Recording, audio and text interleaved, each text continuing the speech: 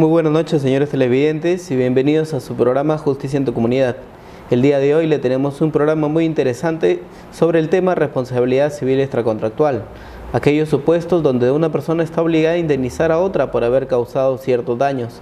Y para ello contamos con la presencia del especialista judicial Luis Ángel Ardián Quineche, especialista de esta Corte Superior de Justicia de Huaura, a quien le damos un grato recibimiento. Bienvenido, doctor. ¿Cómo estás? Sígueme, doctor. En principio, para saludarlo, ¿no? Y seguidamente para expresar un agradecimiento por la invitación a este programa social, Justicia en tu Comunidad. No, que entiendo tiene por finalidad informar a la población, a la colectividad, acerca de las diferentes instituciones jurídicas que contiene el derecho, que abarca el derecho, ¿no? Específicamente aquellas instituciones jurídicas que son materia de controversia en esta Corte, ¿no? En esta oportunidad, pues, me ha tocado o han tenido bien seleccionar el tema de responsabilidad civil extracontractual, ¿no? Y empezaremos con eso, pues. Este tema, como les comentaba, abarca diversos aspectos sobre el tema de reparación, sobre el tema de daño, tal vez alguna conducta que esté contraria a derecho, o digamos diversas conductas, pero que están encaminados a un fin, a indemnizar. Claro. Propiamente, ¿de qué trata este tema? Este tema, primeramente, para tener en claro, debemos advertir que el derecho en su aplicación busca una armonía de la colectividad, una armonía entre individuos, ¿no? Pero cuando se rompe esa armonía entre individuos, o sea, por una acción u omisión de cualquier persona, ya existe una responsabilidad, un daño, donde la víctima va a requerir al que causa el daño una reparación, ¿no? Una reparación, una indemnización, que es comúnmente como llamamos acá en los procesos judiciales, ¿no? Habría que diferenciar primeramente cuál es la responsabilidad civil contractual, que comúnmente está dirigida o deriva de un vínculo preexistente llamado contrato, y la responsabilidad civil extracontractual, ¿no? Que esta, bueno, no deriva de un contrato, sino de un deber de cuidado. Propiamente hablamos tal vez de que hay una relación en la responsabilidad contractual, hay una relación entre las partes, y la responsabilidad extracontractual, que no hay, digamos, un vínculo, que sí nace, digamos, sin conocerse incluso las personas. Claro, justamente la diferencia entre esas dos clases de responsabilidad civiles, la contractual y extracontractual, radica en eso, en la existencia de un contrato previamente establecido o previamente pactado, ¿no? Como le mencioné, de la responsabilidad civil extracontractual, deriva de un contrato previamente establecido, pactado entre las partes, entre dos sujetos, entre dos partes, ¿no? Para la redundancia.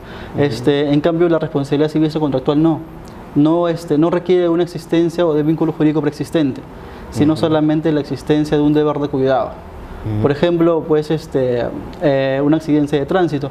El que causa daño a un transeúnte, por ejemplo, no les une ningún vínculo contractual a ellos dos, sino un deber de cuidado, ¿no? En este caso, el deber de cuidado del chofer, de no quizás pasarse una luz roja, alguna infracción de tránsito, bueno. En cambio, lo contrario, pues, la contractual, como les dije, deriva de un contrato, un incumplimiento de uno de los pactos o acuerdos preestablecidos. Este tema es bastante enriquecedor, porque muchas veces se da este tipo de situaciones en el que se da tanto accidentes, se relaciona también con los terceros, que también son las aseguradoras. Exacto. Con muchas partes que tal vez están involucrados tal vez en un evento, digamos, de esta característica, como un accidente de tránsito. Por ejemplo, ¿de qué manera, digamos, se indemniza, o de qué manera se logra tal vez determinar quién es el responsable, o de qué forma se vinculan a estos? Claro, nuestro Código Civil, más que todo la doctrina, ¿no? La jurisprudencia emitida por la Corte Suprema, de una manera u otra ha definido cuáles son los presupuestos que deben cumplirse para que proceda una responsabilidad civil extracontractual, en este caso la indemnización, ¿no? Si sale amparada la demanda. Y establece 4 requisitos o presupuestos. Uno, que es la antijuricidad de la conducta; segundo, el daño causado; tercero, la relación de causalidad entre el hecho generador y el daño; y cuarto, los factores de atribución. Una vez cumplido con estos presupuestos o requisitos, podríamos entender que la demanda en este caso sería amparada, ¿no? Y obviamente, aparte de de que en la sentencia se impute la responsabilidad a un determinado sujeto, también se va a fijar un pago económico en un monto determinado o determinable, pues, ¿no? Por el juez. Estos hechos siempre son, digamos, tienen que presentarse obligatoriamente para que suceda un supuesto de responsabilidad civil contractual. Tienen que presentarse esos hechos. Principalmente el daño producido. Si es que no existiera ese daño, obviamente no va a existir responsabilidad. Hay que tener en cuenta, señores televidentes, pues estos elementos son básicamente, digamos, el sustento de toda responsabilidad civil extracontractual. Básicamente, ¿qué trata propiamente de la antijuricidad? La antijuricidad es básicamente el comportamiento humano, el comportamiento del sujeto que va a estar dirigido a causar el daño a una persona, a otra persona, ¿no? Este comportamiento va a tener que ser contrario al derecho, que vulnere una norma, una ley, el orden público o las costumbres. Tiene que ser contrario al derecho siempre, contrario a la norma, ¿no? Sin para que se dé esta responsabilidad y para que se logre una indemnización es necesario que exista esta conducta ilegítima o atípica, ¿no? Habría que tener en cuenta pues que no siempre, digamos, la prohibición no siempre está prevista en una norma legal, sino que a veces está determinada por la sociedad, como lo señala, ¿no? La moral, las buenas costumbres. Muchas veces, por ejemplo, no está regulado tal vez una falta miccionar en las calles, o puede estarlo, pero tal vez atenta contra la moral, contra las buenas costumbres. Hay conductas que, digamos, merecen cierto reproche y por tanto tienen que tener este sustento de la antijuricidad.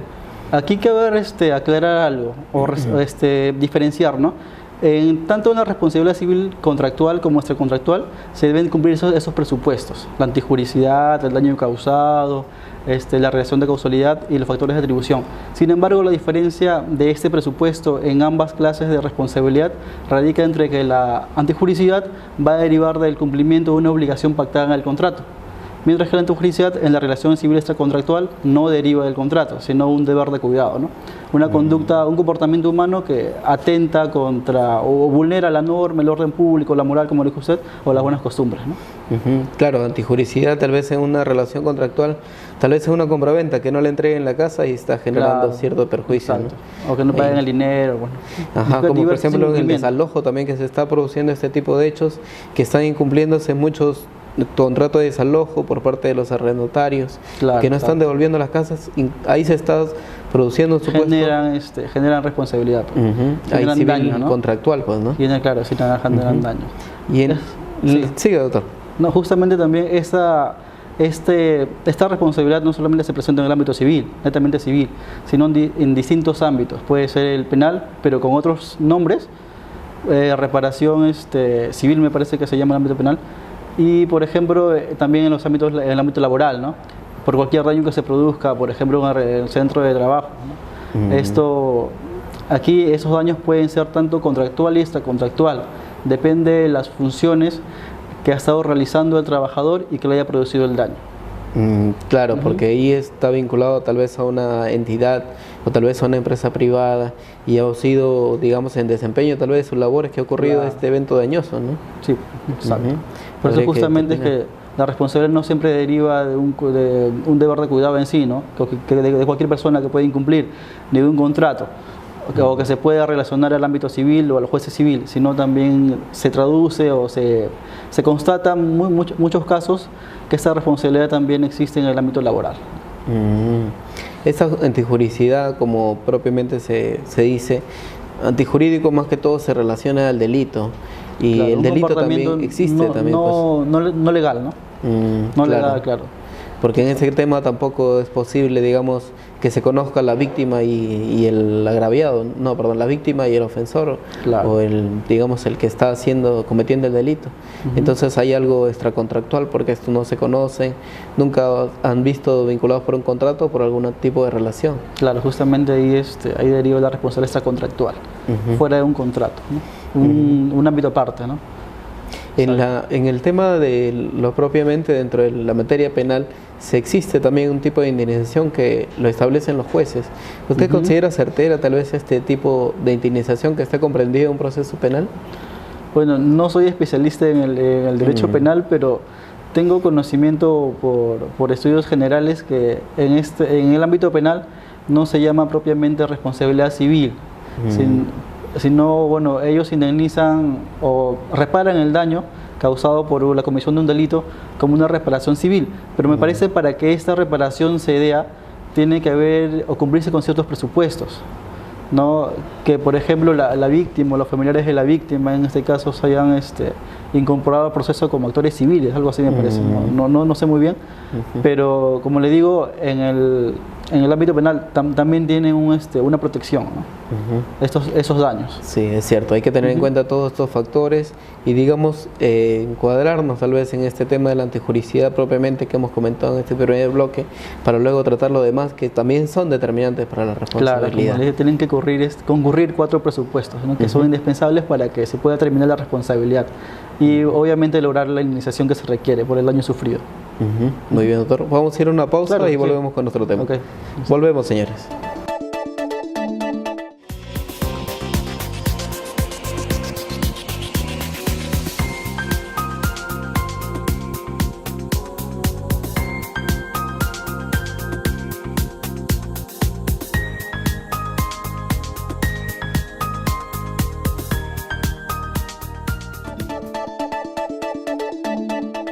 Volvemos, señores televidentes, con nuestro tema, responsabilidad civil extracontractual.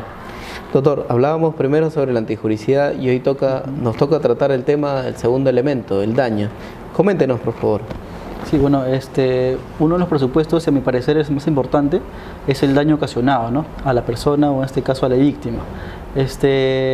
Y digo que es más importante porque sin daño no existe la responsabilidad, no existiría que indemnizar, ¿no?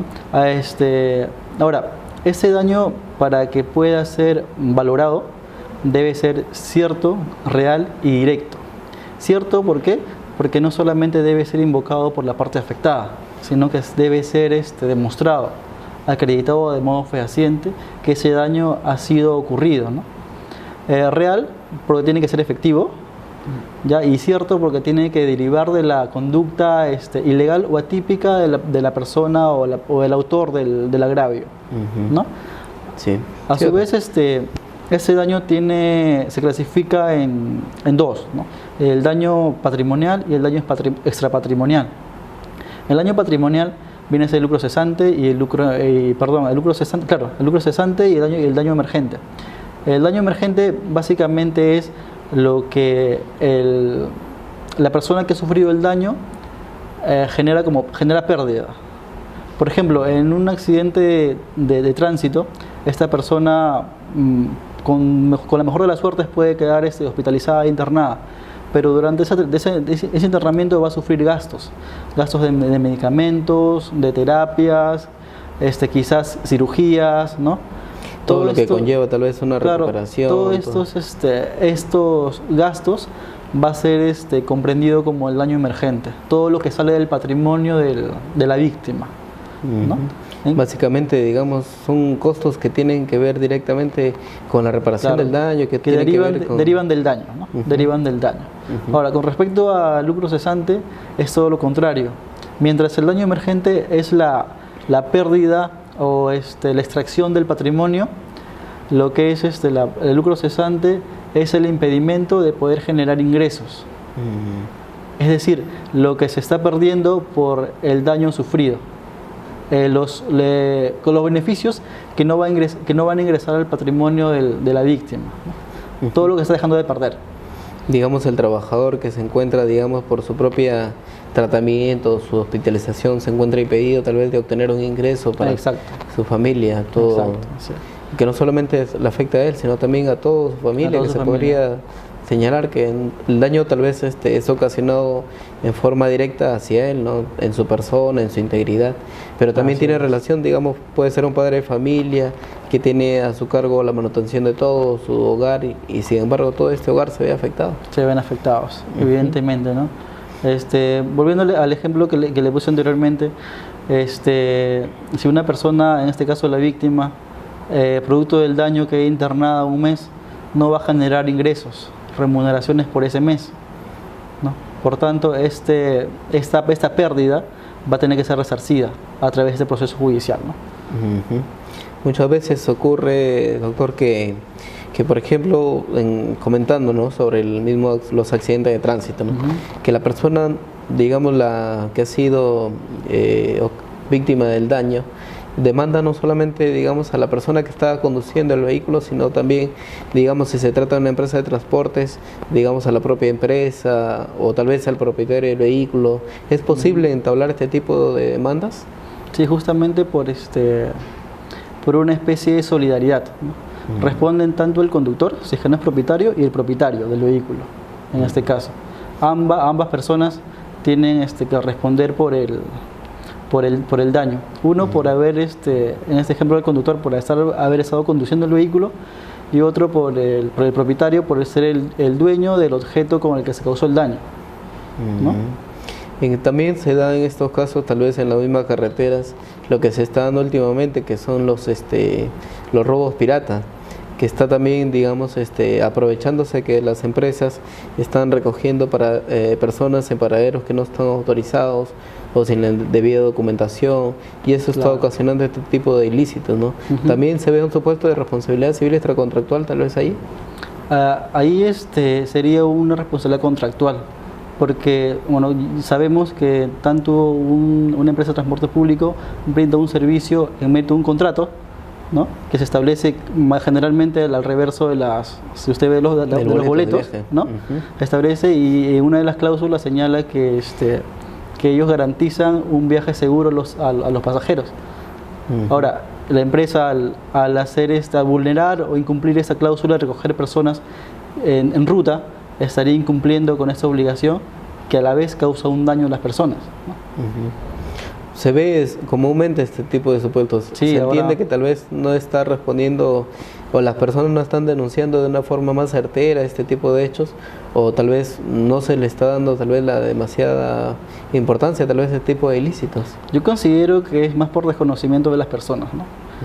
O quizás conocen, pero que no se arriesgan a aventurarse un proceso judicial que muchas veces genera más gastos de lo que pueden haber perdido como consecuencia del daño, o porque les aburre, por decirlo así, un proceso tan largo y tedioso, ¿no? Que muchas veces se ve en los juzgados. No obstante, tener en cuenta también que existe empresas supervisoras como el Ministerio de Transporte, que tal vez puede verificar este tipo, supervisar, digamos, a las empresas, tal vez con una simple denuncia, puede ocurrir tal vez este supuesto para evitar ese tipo de ilícitos, ¿no? Exacto, ahí muchas veces las empresas que supervisan esas empresas también, ¿no? Deberían actuar de oficio, creo yo, para imponer sanciones administrativas a esas empresas, ¿no? Que incumplen con estas obligaciones. Doctor, ¿y el daño también se puede producir en un centro de trabajo? ¿Es posible de que tal vez, digamos, en una relación contractual o tal vez dentro de una entidad, por ejemplo, nosotros, Poder Judicial, ingresa una persona y tal vez es una persona discapacitada y no se tiene tal vez las condiciones necesarias para su desplazamiento, y ocurre, digamos, un accidente con esta persona, y esta persona tal vez queda, digamos, con el daño, tal vez se disloca un brazo, tal vez tiene alguna afectación así personal? ¿Es posible? También se trata de un supuesto de responsabilidad civil extracontractual. Claro, justo como lo comenté al principio, en los centros de trabajo no solamente se produce responsabilidad civil contractual, sino también extracontractual. ¿Contractual por qué? Porque si se contrata a una persona para hacer determinadas funciones, y realizando esas funciones ocurre el daño o el accidente, tendríamos que hablar de una responsabilidad contractual. Pero si sucede todo lo contrario, es decir, se contrata a una persona, por ejemplo, para que haga labores administrativas, pero por ahí se conoce que el señor ha sido técnico o mecánico, no sé, y que por ese conocimiento del señor en esas habilidades técnicas le ordenan, en un supuesto caso extraordinario, a realizar una reparación, por ejemplo, de algún elemento peligroso, y de pronto sucede el daño, ahí vendría a ser una responsabilidad civil extracontractual. Ahora, ¿cómo respondería la víctima? Tiene dos formas de responder, tanto en la vía administrativa, a recurrir al Ministerio de Trabajo, para efectos de que se realice una investigación interna, ¿no? Y, ser el caso, impongan una multa administrativa ante la entidad, contra la empresa, o en todo caso recurrir a la vía judicial, ¿no? Para ver resarcido el daño en su persona. Claro, son tipos distintos, tal vez que están vinculados uno a un contrato y el otro que está realizando actividades que no son Que no le inherentes tal vez a su correspondían, claro. función, ¿no? Claro, Y exacto. que además tal vez no se le brinda el material adecuado, el equipamiento adecuado, Más y aún más aún todavía. es más fuerte tal vez el Más tipo de aún. responsabilidad. Ahí considero que ella debe ver una responsabilidad mayor, ¿no? Mayor debe ser el resarcimiento a favor de la víctima. Ujú. Y que se da tal vez en muchos supuestos, tal vez por ejemplo se está construyendo una casa, se encarga un contratista, pero digamos este contratista solamente se le vincula por su contrato, su obra y nada más, pero tal vez no se le brinda el equipamiento necesario u otro tipo de protección para su integridad, ¿no? Para salvaguardar su integridad. Así es. Ahí también tal vez se está vinculando a un tipo de responsabilidad civil. Claro, justamente ese es muchas veces las personas o las empresas no formales, ¿no? Hacen este tipo de contratación. Y muchas veces las personas por necesidad acceden, ¿no? A laborar de esa manera. Pero considero yo que deben tener un poco más de cuidado, ¿no? Más cuidado porque Así es. ponen en riesgo no solamente su vida o su integridad física, sino también de los que dependen de esto, ¿no? Muy bien, doctor. Podemos ir a una pausa, Sí, doctor, y claro, continuamos. claro. Volvemos, señores.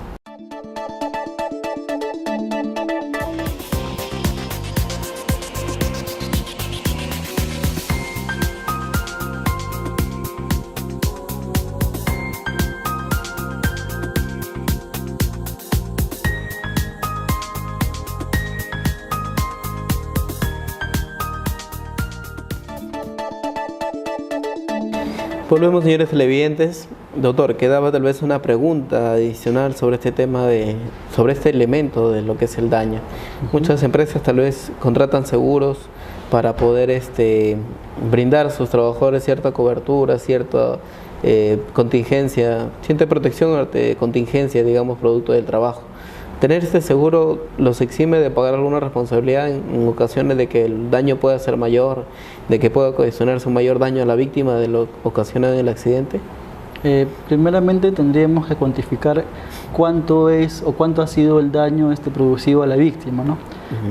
Si el daño puede ser menor y ese seguro cubre, ya no creo que debería ser responsable el empleador, pues está cubierto ya, ¿no? Con este seguro. Pero si en caso el daño es mayor, que no cubre con el seguro contratado entre la empresa y esta aseguradora, debería de demandarse también al centro de trabajo. Toda vez, más aún, bueno, que él es el responsable del daño, ¿no? Por no haber tenido un deber de cuidado o haber incumplido ciertas normas de seguridad en el trabajo, ¿no? Claro, hay que tener en cuenta todos estos elementos para determinar si es que realmente existe algo que reparar, algo que indemnizar, Así ¿no? es. Cada caso tiene una particularidad que lo hace distinta, ¿no? Ciertamente en un evento no puede ser similar a otro. Siempre tienen distintas características, particularidades que el juez al momento de resolver o de conocer una sentencia debe valorar detenidamente. Muy bien, doctor. Ya pasando, digamos, el segundo elemento del daño, también nos comentaba que había un tercer elemento que era la relación de causalidad entre el hecho y el daño. Exacto. ¿Qué trata propiamente este tema? Antes de pasar a este elemento también que me he olvidado de mencionarles, es que respecto al daño en su clasificación extrapatrimonial, Ah, ¿no? bueno, Ya claro. sabemos que es un daño patrimonial, está comprendido por el daño emergente y el lucro cesante, pero también hay un daño extrapatrimonial que está relacionado a la persona en sí, ¿no? Que comprende a su vez el daño moral, el daño a los sentimientos de la persona, por ejemplo el daño que se le puede causar a una persona por la muerte de un familiar, en este caso de un trabajador, ¿no? O de un padre de familia accidentado en un accidente de tránsito quizás, ¿no? Y el daño a la personalidad, que puede ser mutilaciones físicas en un centro de trabajo, no sé, ¿no? Muchas cosas que se pueden presentar durante una relación laboral. Había comenta así leyendo, tal vez hay una sentencia que hablaba sobre el tema del bullying. Por ejemplo, se da el tema del bullying no solamente en los colegios, sino también en el centro de trabajo. Claro. Y a veces el bullying, esta afectación que tiene relación con avergonzar a las personas, también tiene cierta característica de daño extrapatrimonial, como el daño, Claro, como la vergüenza que sufrió la exacto. víctima. Aquí básicamente este daño va a estar dirigido a causar un daño psicológico a la persona, en este caso a la víctima, ¿no? Que puede ser un trabajador, un niño, cualquier persona inclusive, ¿no? Sea adulto, sea de menor edad, ¿no? Pero como le digo, va a estar directamente dirigido a afectar la psiquis de la persona y que obviamente puede ser demostrada con una pericia psicológica. Y en el tema, digamos, ya de fallecimiento, digamos, es necesario tal vez demostrar es necesario demostrar este tipo de afectación, porque, digamos, es evidente que una persona se siente afectada con la pérdida de un familiar, de un ser querido. ¿Es necesario tal vez acreditar en alguna forma? En este caso no. En este caso no. Cuando es la muerte de un familiar directo, obviamente está claro que existe un dolor, una aflicción por parte de los familiares, ¿no? En cambio, en el problema que usted me ponía del bullying, me parece que sí es necesario. Que muchas veces puedo alegar que me han afectado, pero ¿cómo demuestro esa afectación? ¿No? Y es necesario ir a la prueba psicológica. Pero en cambio, en este ejemplo que usted me pone, considero particularmente que no. Y muchas veces he visto sentencias, por ejemplo, de la Corte Suprema, que establecen que ese daño moral no necesariamente tiene que ser probado, ¿no? Más aún cuando la alegación es tan evidente, pues. Claro. Sobre el mismo tema de daño extrapatrimonial y propiamente del daño moral, se dice que cuando una persona está en una relación de pareja y termina con otra, produce cierto daño. Y ese daño está vinculado a la causal de separación de hecho, que tal vez usted conoce. En todo caso, se produciría este tipo de situación porque a veces la separación de hecho, digamos, las personas se divorcian por el tema de querer solucionar, digamos, el conflicto matrimonial. ¿Se produciría o, digamos, se tendría que tener también en cuenta las circunstancias que se ha producido? Tendría que tenerse en cuenta las circunstancias. Como le dije anteriormente, en todo daño hay ciertas particularidades que necesitan ser probadas, ¿no? En este caso también considero que debería contar con elementos de prueba que aliten el daño psicológico que se alega, ¿no? Claro, hay diversos aspectos de daño, Claro. diversas formas tal vez de sentir. Tal vez una persona no siente daño respecto de ciertas circunstancias, a lo que otra sí puede sentir, ¿no? Claro, puede estar alegre de verse divorciado de su pareja. Claro, es totalmente Claro. distinta las características. Muy bien. Con Sigamos. respecto al siguiente elemento, Sí. claro, la relación de causalidad. Viene a ser el nexo que existe entre la causa que produce el daño y el daño propiamente dicho, ¿no? Es la relación que va a existir, el hecho que determina, que motiva el daño con el daño mismo. Es una relación de causa-efecto nada más. O sea, hay que estar vinculado, digamos, el hecho que ha ocasionado, digamos, con el daño, digamos. Exacto. Un supuesto, por ejemplo, en el caso de los accidentes de tránsito, comentábamos que era propiamente tal vez la conducta de manejar y, digamos, el accidente de tránsito. La conducta de manejar inobservando un deber de cuidado, de verificar quizás reglas de tránsito importantes para la vía donde se está desarrollando ese tránsito, ¿no? Con el resultado que va a producir este deber de no cuidado, pues, ¿no? ¿Existen, digamos, formas en que se pueda evitar tal vez o se rompa tal vez nexo de causalidad, esta relación causal entre el hecho y el daño? Por ejemplo, digamos, en una persona, en el caso de cuando lo hace por legítima defensa, tal vez está ocasionando un daño tal vez a su agresor, pero lo está por salvaguardar su integridad de alguna forma. Ha ocasionado un daño, es antijurídico, Claro. pero, digamos, está salvaguardando su integridad. Justamente son las excepciones, ¿no? Aquí existe una justificación del por qué actúa una persona como actúa, ¿no? Y en este caso existe este rompimiento que se manifiesta, ¿no? Del nexo causal. Claro, mayormente hay supuestos diversos, ¿no? Por ejemplo, cuando una persona es empujada por otra, pero esta vez a la vez ha sido empujada por otra y ha ocasionado tal vez que ésta se caiga a un precipicio. Claro, exacto. Que se da que se da en algunos casos y que Ya no tal vez existe ya no hay la la responsabilidad responsabilidad civil. civil. ¿Existen otros supuestos en este caso, digamos, que tipo que quiebran o que fracturan esta relación de causalidad? Básicamente conozco que es justamente la justificación que usted había puesto, ¿no?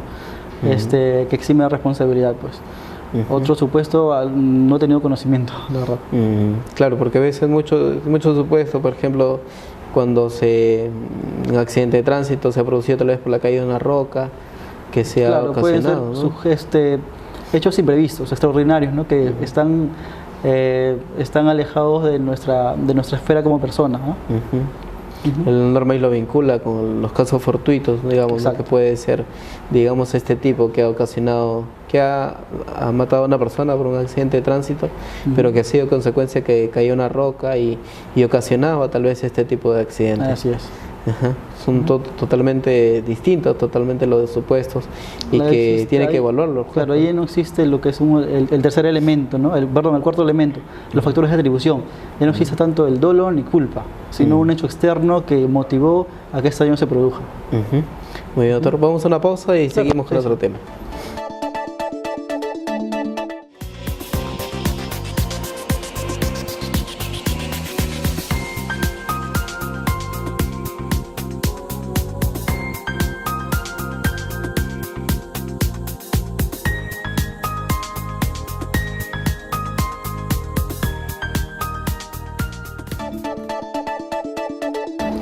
Seguimos con nuestro tema, señores televidentes. Doctor, hablemos sobre el cuarto elemento, los factores de atribución. ¿Qué trata propiamente de este tema? Este tema lo podemos resumir con una pregunta. ¿A título de qué es responsable el autor del daño? Si es el título de dolo o de culpa. Solamente puede existir esos dos elementos, de dolo o culpa, ¿no? ¿Qué propiamente es el dolo y la culpa? El dolo vendría a ser la intención, ¿no? La intención, la mala fe de causar el daño. Mientras que la culpa viene a ser la inobservancia de un deber que genera justamente el daño, ¿no? No ha habido intención de la persona de causar este perjuicio a otra persona. Por ejemplo, si yo tengo la intención de asesinar a una persona y lo ejecuto, ahí hay dolo. Ahí existe, ¿no? Hay mala fe, ¿no? La intención de causar daño. Y la culpa propiamente cuando, digamos, en el caso de los accidentes de tránsito, tal vez una impericia hace que una negligencia o imprudencia hace que ocasione un accidente, ahí propiamente hay culpa. Culpa. Justamente esos son los dos factores que van a determinar también la responsabilidad, ¿no? Y van a determinar en sí también el nexo causal. El nexo causal. Claro. Digamos, ¿de qué forma se podría vincular allí? Justamente por la conducta. La conducta que va a asumir el autor del daño con relación al daño ocasionado, ¿no?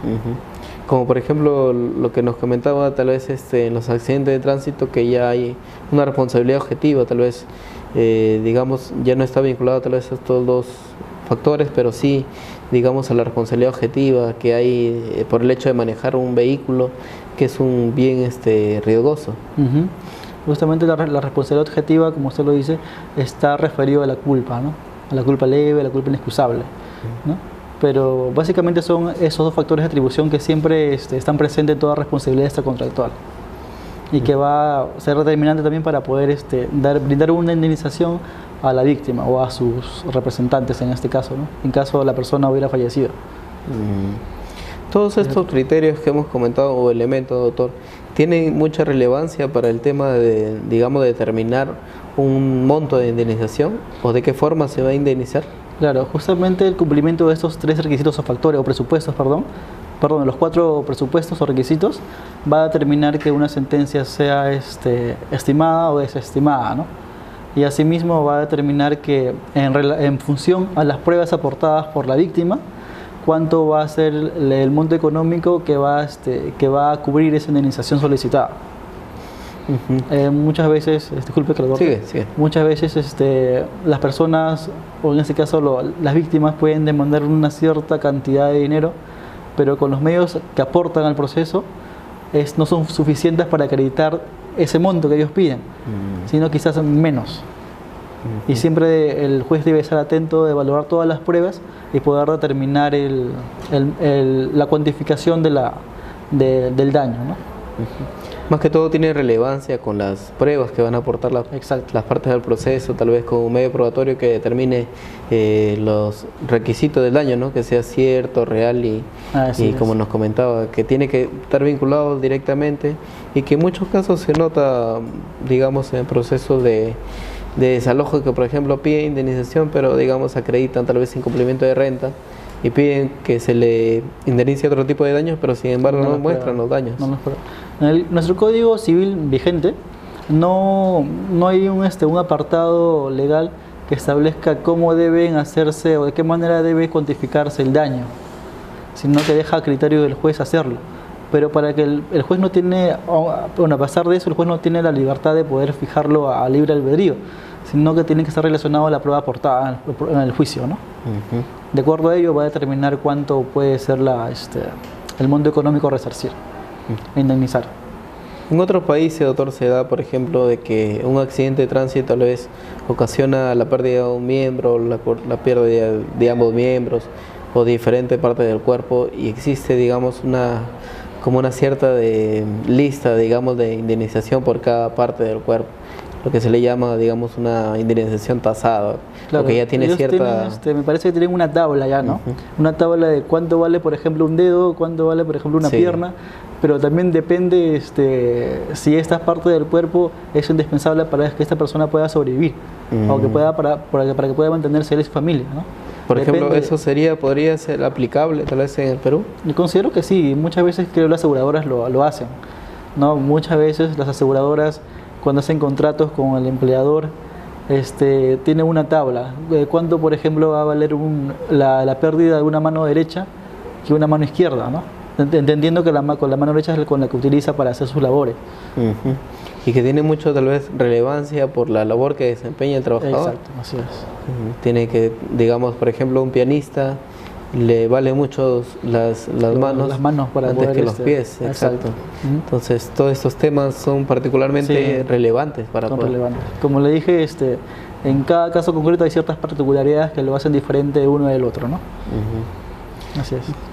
Hablando más que todo, doctor, ya sobre el tema ya en general, la indemnización, ¿cómo ve la carga tal vez en el tema de los juzgados sobre este tipo de materias, sobre indemnización? ¿Existe una elevada carga procesal tal vez, o ha observado tal vez que las personas no responden o no, digamos, no interponen demanda de responsabilidad civil, o de qué forma lo están haciendo? Hasta antes del 2012 pude observar que las demandas eran considerables, solamente por esta materia nada más. Pero después ya de la aplicación de la ley de conciliación extrajudicial, la demanda menoró, el ingreso de demanda se menoró, toda vez que las responsabilidades civiles contractuales, antes de presentarse a la vía judicial, tenían que irse a la etapa de conciliación.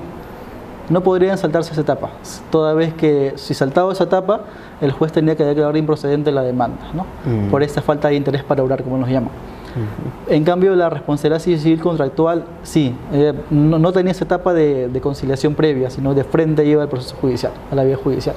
Y es por ello, bueno, que hasta la fecha no hay si bien hay cantidad de procesos judiciales por este tema, no existe como lo había anteriormente, ¿no? En comparación al año 2012, por ejemplo. Digamos que se ha hecho un filtro muy bueno del tema de la ley de conciliación. Claro. Considero que ha ayudado en este caso a minorar la carga de los juzgados.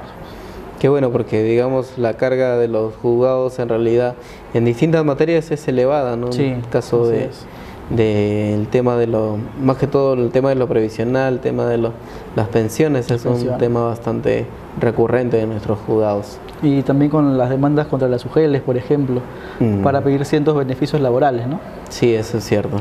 Así es. Y que muchas veces están incumpliendo, aún a pesar de que se le está otorgando una sentencia definitiva. Y mucho incumplimiento por parte de la administración. Exacto. Justamente ante ese incumplimiento también podría generar después un pago de una indemnización por daños y perjuicios, ¿no? Tanto tiempo sin recibir el dinero. Todas esas cosas lleva a otro proceso quizás, más adelante. Así es, y que hay mucho para tratar sobre este tema. Definitivamente, es un tema recontra amplio, muy amplio. Doctor, ¿un mensaje tal vez para la población sobre este tema en particular? Sí, solamente quería resaltar que anteriormente la responsabilidad civil, como lo señalé al principio, estaba básicamente dirigida a que el juez civil era el competente, sino advertir que muchas veces también se pueden presentar en otros ámbitos, como el laboral, ¿no? Y con relación a esto, en el pleno jurisdiccional laboral del año 2000, se acordó, ¿no?, que la responsabilidad, que el juez competente o juez de trabajo, perdón, era el competente para resolver y conocer los casos de daños y perjuicios derivados de un incumplimiento de una obligación contractual, el contrato del trabajo, ¿no? Sin embargo, hasta la fecha existe esta cierta confusión, ¿no? Toda vez que, si bien es cierto, el juez laboral es competente para resolver los casos por daños derivados de un contrato de trabajo propiamente dicho, es decir, responsabilidad civil contractual, se entendía de eso que la responsabilidad civil contractual era de competencia del juez civil. Y esta confusión aún se mantiene, y que yo espero en realidad que sea aclarada por la Corte Suprema, ¿no?, quien resuelve en definitiva instancia los procesos ordinarios, ¿no?, y que muchas veces definen criterios para que los órganos jurisdiccionales de menor nivel los apliquen. Que se tengan en cuenta todos los aspectos para poder determinar certeramente cuándo estamos ante una responsabilidad civil contractual o extracontractual. Y bueno, a mi criterio eso va a tardar demasiado, ¿no?, porque si tenemos en cuenta que ahora recientemente, el 30 de marzo me parece de este año, salió publicada una casación, la 3449-2014 ICA, me parece, no sé, donde la Corte Suprema, lejos de definir qué tipo o qué clase de responsabilidad civil se aplicaba al caso concreto, dijo que carecía de relevancia determinar cuál era la responsabilidad civil que se aplicaba, y solamente de importancia a la reparación del daño. Que tener en cuenta ese aspecto, y más que todo tratarlo no solamente en el tema, digamos, de este programa, sino en los diversos círculos, tanto en las facultades como en las propias universidades. Muy bien, doctor, le agradezco su participación en nuestro programa, por su brillante exposición y también por la atención que nos ha brindado. No se preocupe, un gusto. Muchas gracias, señores televidentes. Espero que nos sigan sintonizando en su programa Justicia en tu Comunidad. Hasta pronto.